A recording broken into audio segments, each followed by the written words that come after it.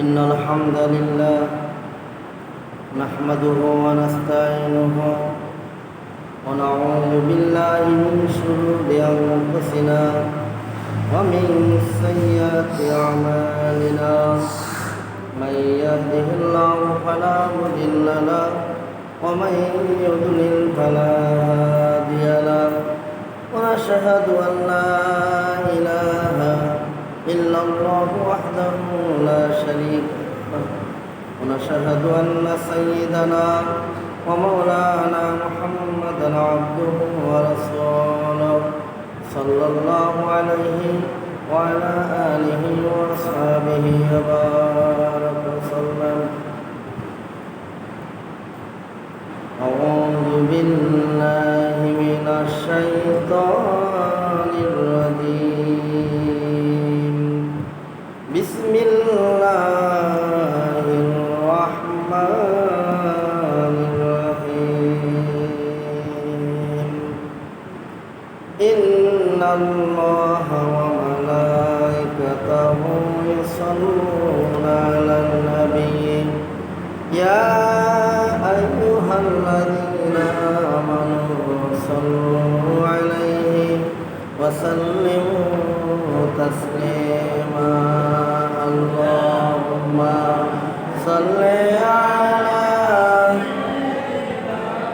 مولانا محمد وعلى آل سيدنا.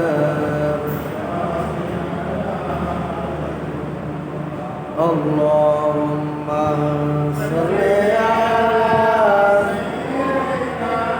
مولانا محمد وعلى آل سيدنا. নেই কেহ নেই আল্লাহ ছাড়া, লা ইলাহা ইল্লাল্লাহ, লা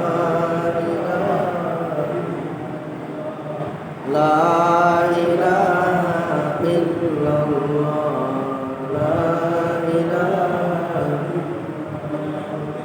লা ইলাহা ইল্লাল্লাহ, লা ইলাহা ইল্লাল্লাহ।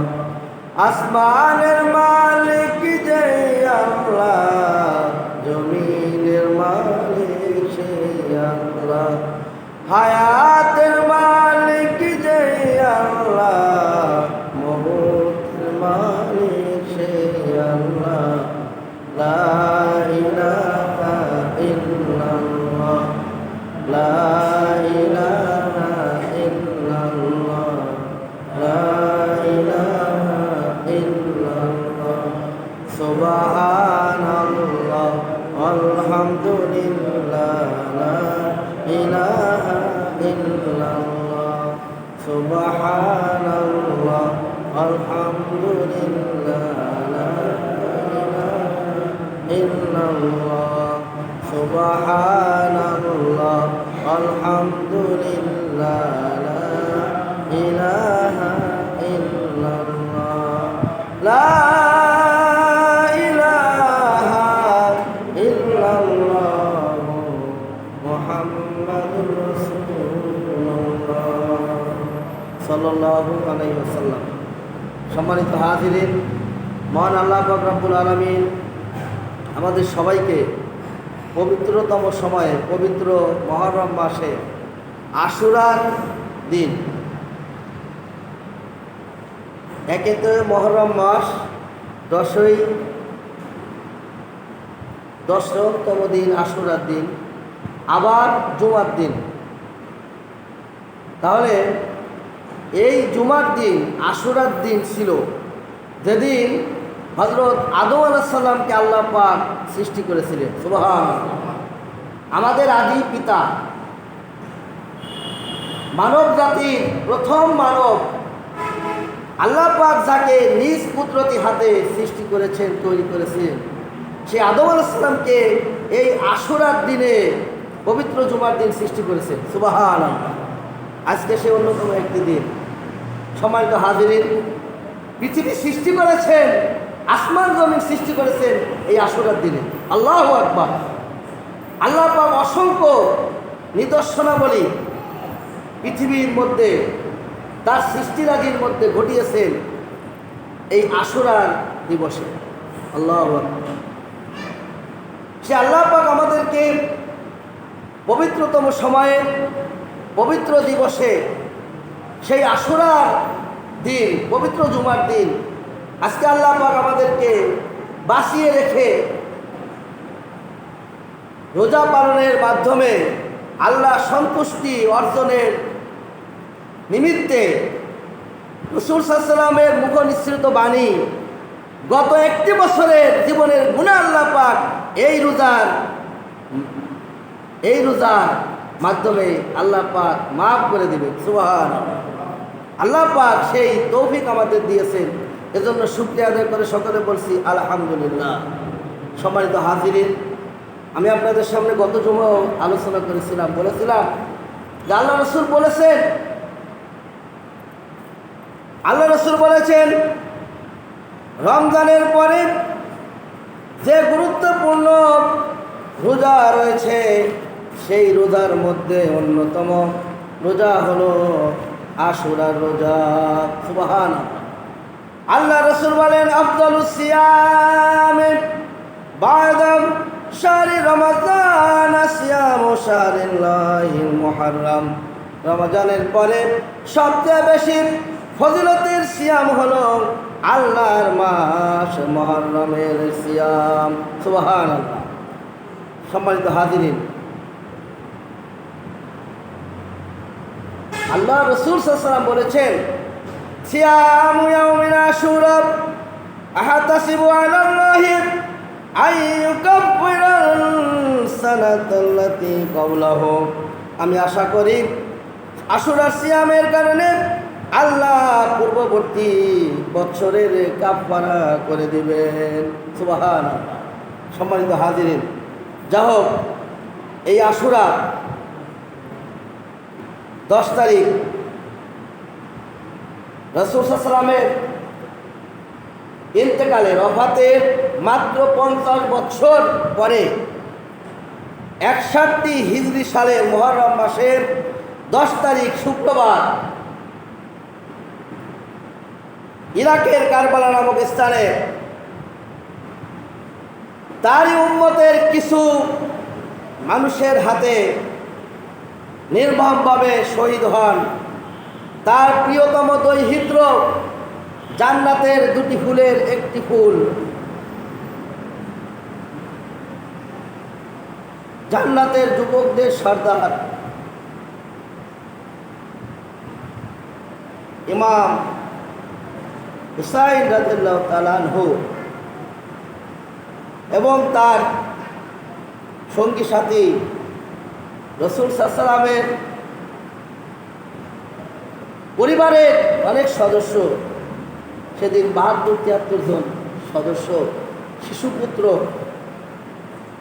দুগ্ধ জাত অর্থাৎ দুধ খায়, বুকের দুধ খায় এমন শিশুও সেদিন এজিদের হাত থেকে রেহাই পায়নি। একটু পানির জন্য আশ্রয় প্রার্থনা করেছিল, আবেদন করেছিল যে একটু শিশুপুত্র, সে তো অপরাধ করে নাই, সে পানির পরিবর্তে এজিদের বাহিনী তীর নিক্ষেপ করল আর তীর এসে তার বক্ষে বিদীর্ণ হয়ে গেল। কারবালার ফরাত নদীর তীরে সেই নির্মমভাবে শাহাদাত বরণ করলেন নবী পরিবারের সদস্যরা। সম্মানিত হাজিরিন,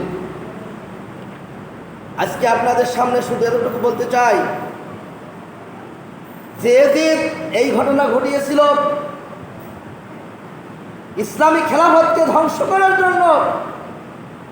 কুরআন সুন্নাহ মোতাবেক যে রাষ্ট্র পরিচালিত হতো, রাসূল সাল্লাল্লাহু আলাইহি ওয়াসাল্লাম যে রাষ্ট্রের ভিত্তি স্থাপন করেছিলেন, সোনার মদিনা কায়েম করেছিলেন, কুরআন সুন্নাহর ভিত্তিতে রাষ্ট্র পরিচালনা করেছিলেন খোলাফায়ে রাশিদিন হযরতে আবু বকর সিদ্দিক রাদিয়াল্লাহু তাআলা আনহু, হযরতে ওমর ফারুক রাদিয়াল্লাহু তাআলা আনহু, হযরত উসমান গনি রাদিয়াল্লাহু তাআলা আনহু, হযরত আলী রাদিয়াল্লাহু তাআলা আনহু, যারা কোরআন সুন্নাহ মোতাবেক রাষ্ট্র পরিচালনা করে চলছিলেন, মাত্র 30টি বৎসরও যাইতে দিলেন না।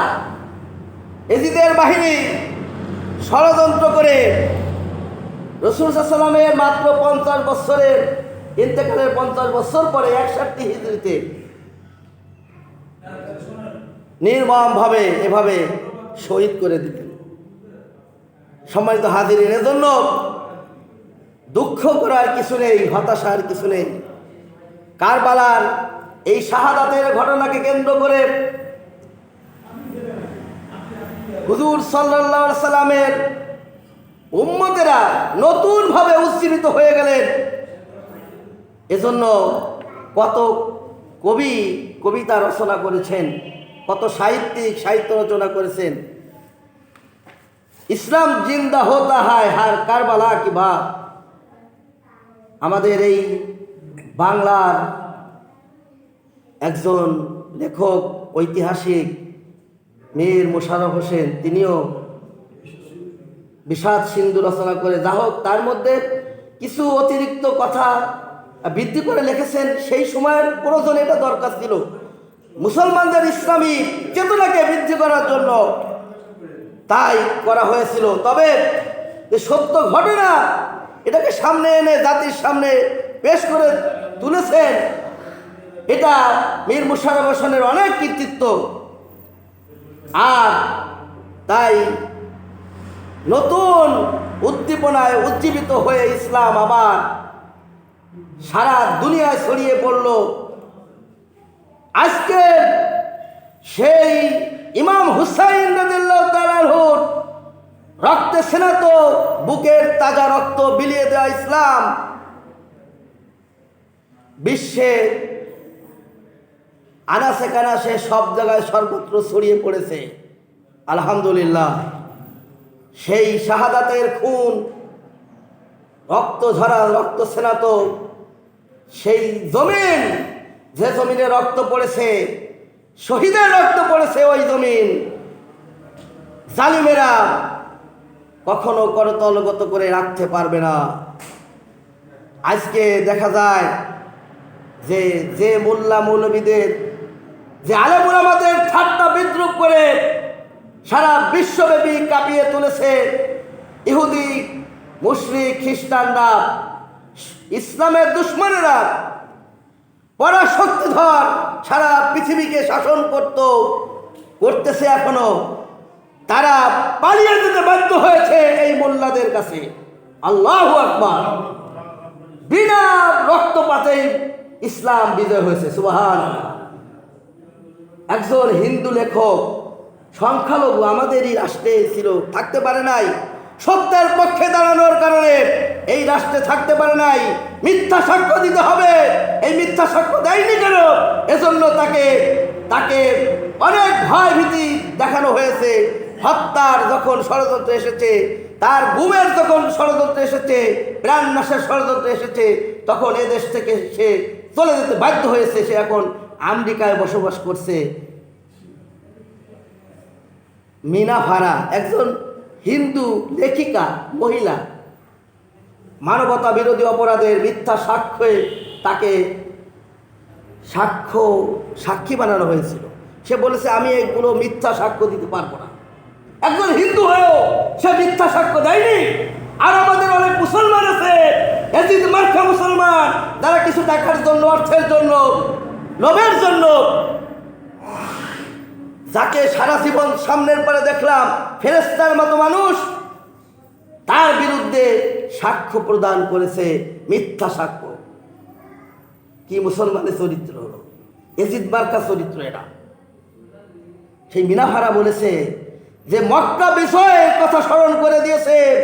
হুজুর সাল্লাল্লাহু আলাইহি সাল্লাম, বিশ্বনবী মুহাম্মদ সাল্লাল্লাহু আলাইহি সাল্লাম মক্কা যেভাবে বিনা রক্তপাতে যেভাবে মক্কা বিজয় করেছিলেন, আজকে ছাত্ররা, আজকে সেই মোল্লা মৌলবীরা, আজকে সেই রসুলের উত্তরসূরিরা, সেই মোল্লারা, পাগড়ি পরা লোকরা বিনা রক্তপাতে কাবুল বিজয় করেছে।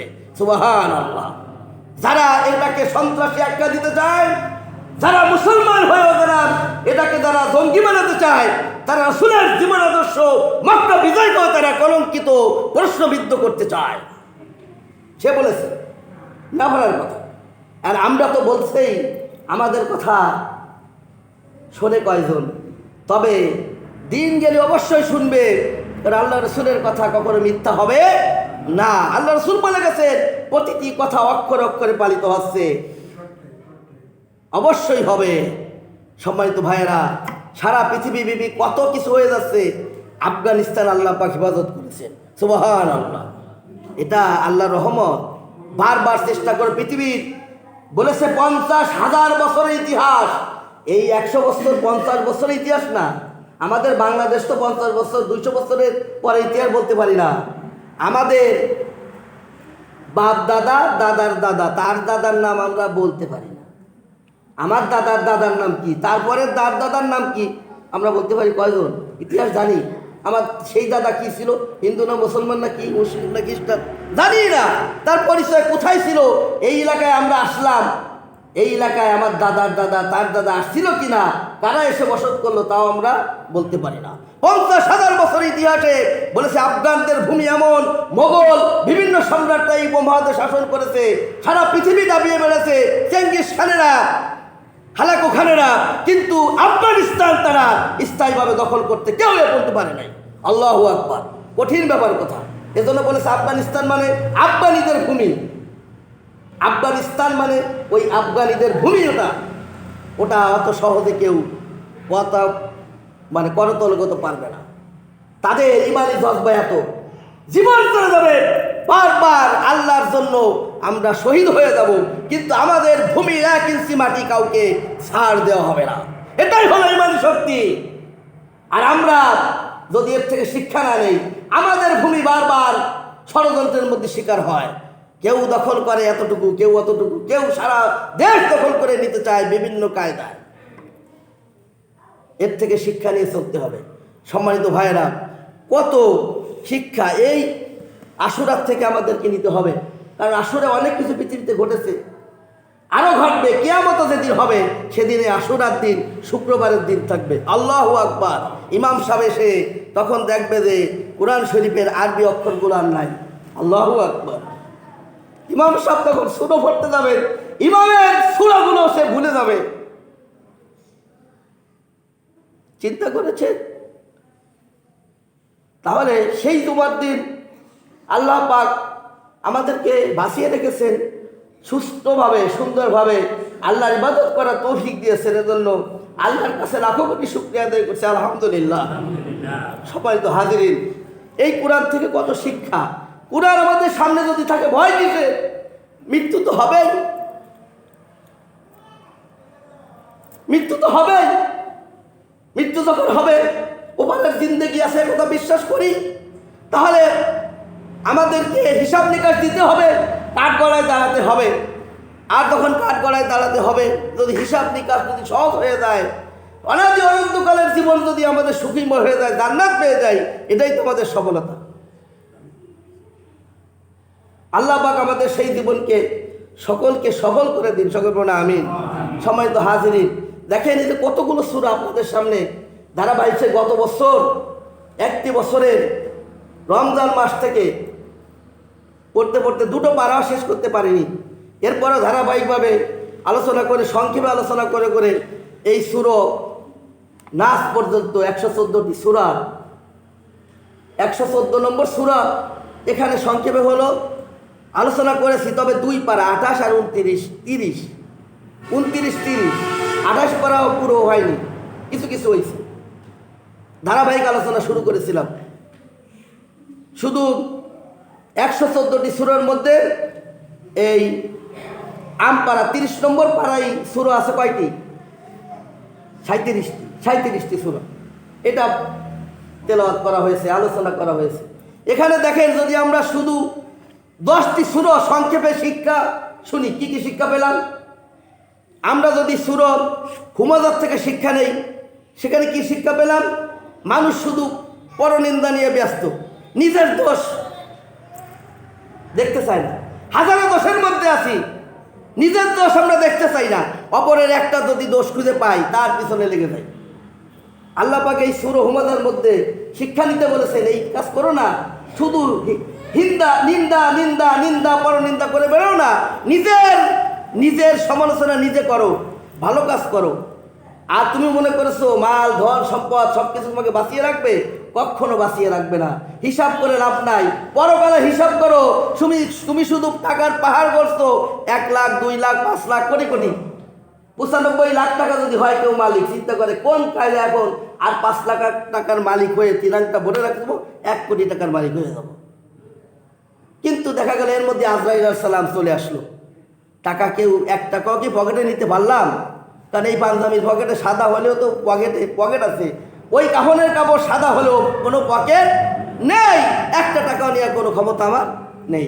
আল্লাহ পাক বলেছেন যে ইয়াহসাবু আন্না মালাহু আখলাদা, সে মনে করে যে তার মাল সব সময় তার সাথেই থাকবে, কখনো থাকবে না। খুব তাড়াতাড়ি জাহান্নামে চলে যাবে যদি হিসাব করে। এজন্য আমাদের পরকালের ধান্দায়, পরকালের চিন্তায় আমাদেরকে কাজ করতে হবে, মাল সম্পদ খরচ করতে হবে। সংক্ষেপে কথা, আমরা সূরা ফিলে কি শিখলাম? তার আগে অনেক কথা শিখেছি। আসাবু সামুদ জাতি, তারপরে আদ জাতি, পৃথিবীর বড় বড় বিখ্যাত জাতিকে আল্লাহ পাক ধ্বংস করেছেন কিভাবে।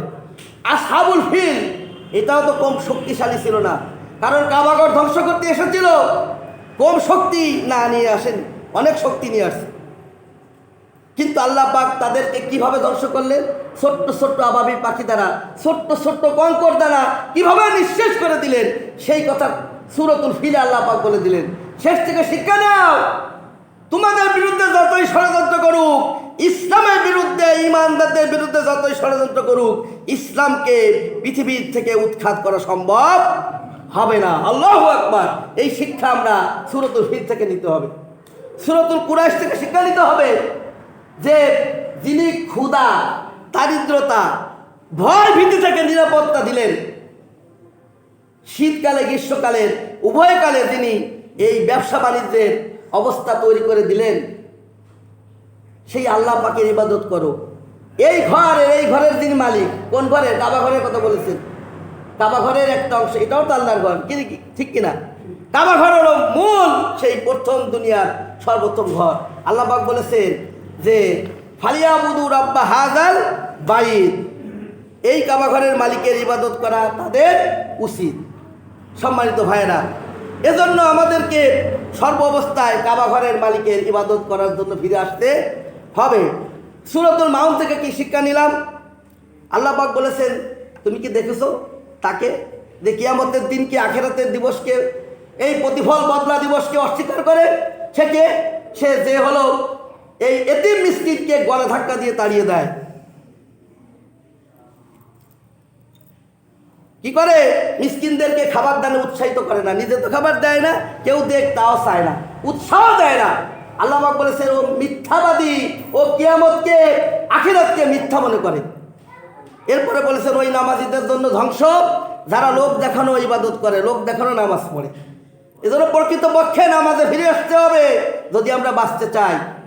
সম্মানিত ভাইয়েরা, কাউসারে সেই শিক্ষা যে ওরা মনে করেছিল আল্লাহ রসুলের সন্তান নাই, ছেলে সন্তান সব ইন্তেকাল হয়ে গেল, এই আল্লাহ রসুল ইন্তেকালের পরে এই ইসলাম আর দুনিয়াতে থাকবে না।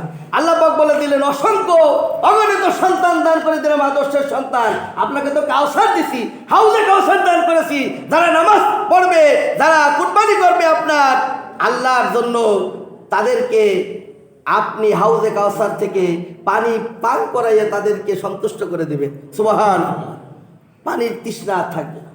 তাহলে পানির যদি আমরা হাউজে কাউসার যদি পেতে চাই, কি করতে হবে? অবশ্যই নামাজ আদায় করতে হবে। কি করতে হবে বলেন? সবাই একটু বলেন তো। হাউজে কাউসার থেকে যদি পানি পান করতে চাই, আল্লাহ রসুলের হাত থেকে যদি পানি নিতে চাই, তাহলে আমাদের কি করতে হবে? অবশ্যই নামাজ পড়তে হবে। তা না হলে আল্লাহর এই কোরআন মিথ্যা হয়ে যায়। আল্লাহ পাক বলেছেন নামাজ আদায় করতে হবে। সুস্থ শরীরে সব কিছু করতে পারতেছি, নামাজ পড়বো না, কি হিসাব দেব? কি হিসাব দেবেন আপনারা? নামাজে ফেরত আসতে হবে। সম্মানিত ভাইয়েরা, এরপরে সূরা কাফিরুনে কি শিক্ষা পেলাম? কাফেরদেরকে সমঝোতা করার জন্য তারা যে প্রস্তাব দিছিল কাফেররা মুসলমানদেরকে, ইবাদত কিছু আমরা আপনার 1 বছর করে দেবো আল্লাহর ইবাদত, আপনারা 1 বছর আমাদের মূর্তির ইবাদত করেন। এই কোনো আপোষকে আল্লাহ রাসূল মেনে নিয়েছেন?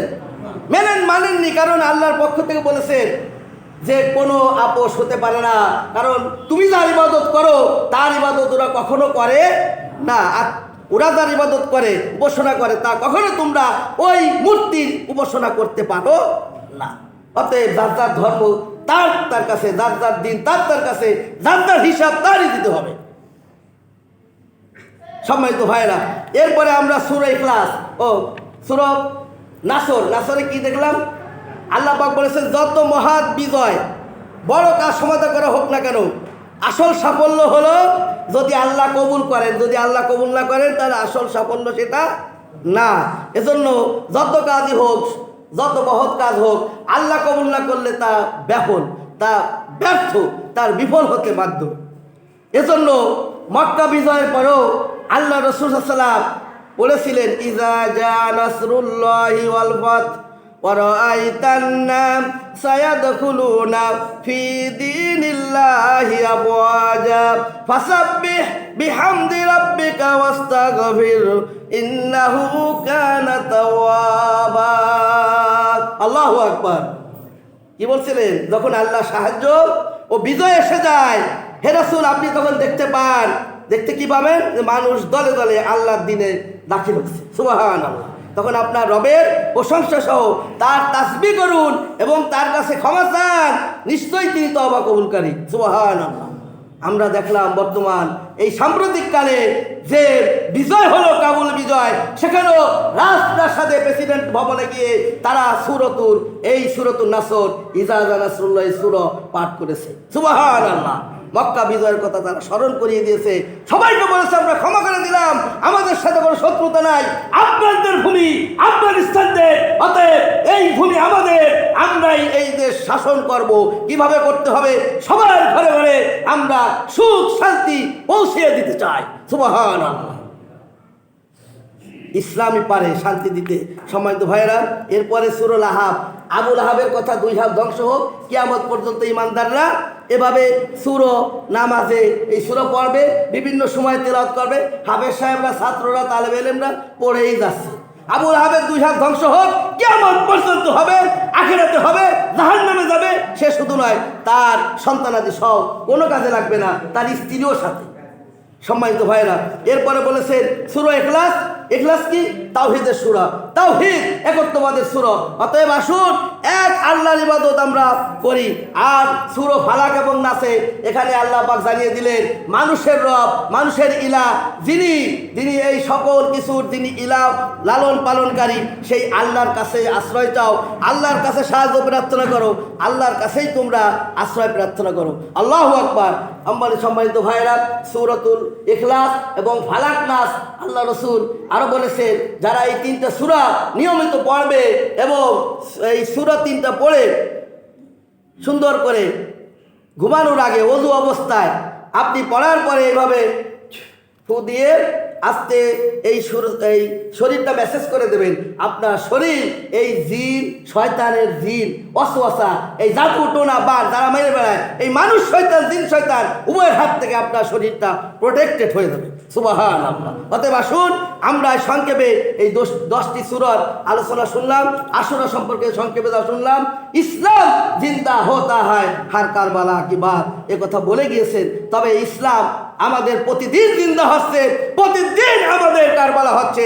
অতএব আসুন আমরা আমাদের ঈমানকে সুন্দরভাবে তাজা করি। আল্লাহ পাক আমাদের সবাইকে ঈমানি জজ্বা নিয়ে আশুরা থেকে শিক্ষা গ্রহণ করে ইমাম হুসাইন রাদিয়াল্লাহু তাআলা আনহুর যোগ্য উত্তরসূরি হিসেবে যেন আমরা গড়ে উঠতে পারি। আল্লাহ পাক আমাদের সবাইকে সেই তৌফিক দান করুন। সকলে বলুন আমিন, আমিন। আমা তৌফিক ইল্লা বিল্লাহ। আসসালামু আলাইকুম ওয়া রাহমাতুল্লাহ।